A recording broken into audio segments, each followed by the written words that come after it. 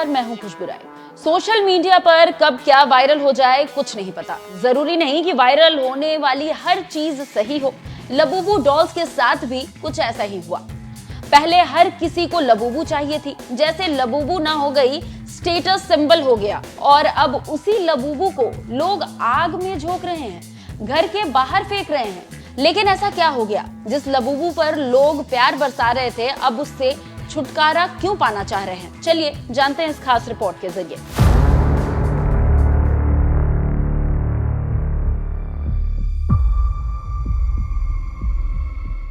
Labubu dolls, जो कुछ लोगों के लिए सबसे प्यारी चीज है, तो कुछ लोगों के लिए डरावना सपना बन गई।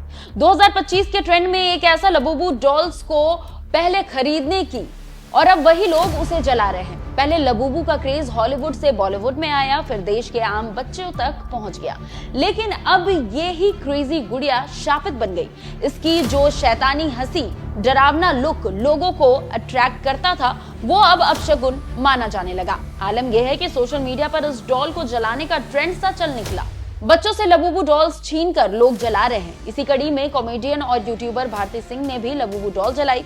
भारती के मुताबिक लबूबू मिलने के बाद उनका बेटा अचानक चिड़चिड़ा और ज्यादा शरारती हो गया। भारती ने गुड़िया को जलाने का वीडियो भी शेयर किया। भारती का मानना है कि ये शैतानी गुड़िया उनके घर पर नेगेटिव असर डाल रही है।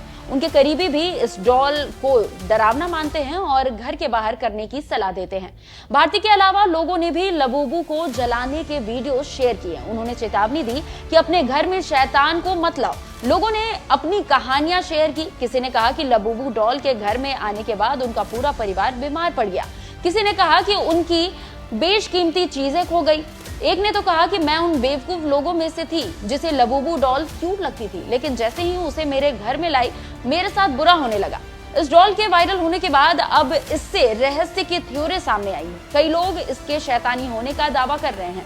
कहा जा रहा है कि लबूबू डॉल्स में प्राचीन राक्षस पाजुजू की आत्मा है। पाजुजू राक्षस को हॉलीवुड की भूतिया फिल्म द एग्जॉर्सिस्ट में दिखाया गया था। हालांकि स्नोप्स और ब्रिटानिका जैसी प्रतिष्ठित फैक्ट चेकिंग वेबसाइट ने इस दावे को पूरी तरह से अफवाह करार दिया और कंफर्म किया कि लबूबू और पाजुजू में कोई समानता नहीं है।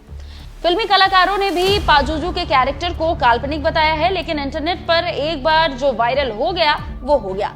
सच है या झूठ, लोग इस तरह की थ्योरी पर यकीन कर ही लेते हैं। पहले लबूबू के लिए क्रेजी थे और अब वही एक मामूली सी गुड़िया लोगों को रहस्यमयी लगने लगी है। कहां से आई लबूबू डॉल? असल में लबूबू डॉल का कैरेक्टर 2015 में हांगकांग के कलाकार कासिंगलुंग लेकर आए थे। कासिंगलुंग ने ये गुड़िया द मॉन्स्टर्स नाम की एक कहानी का हिस्सा बनाया था उसे, और इसे बच्चों के लिए एक शरारती और अच्छी परी की तरह दिखाया गया था। साल 2019 में चीन की मशहूर कंपनी पॉप मार्ट ने इसे मार्केट में उतारा और तभी से ये दुनिया भर में बेहद लोकप्रिय हो गई। लबूबू डॉल एक कलाकार का मासूम कैरेक्टर था जो गुड़िया बनी तो कभी दोस्त और कभी डेमन यानी कि शैतान लगने लगी। लबूबू डॉल्स ने बनाया अरबपति।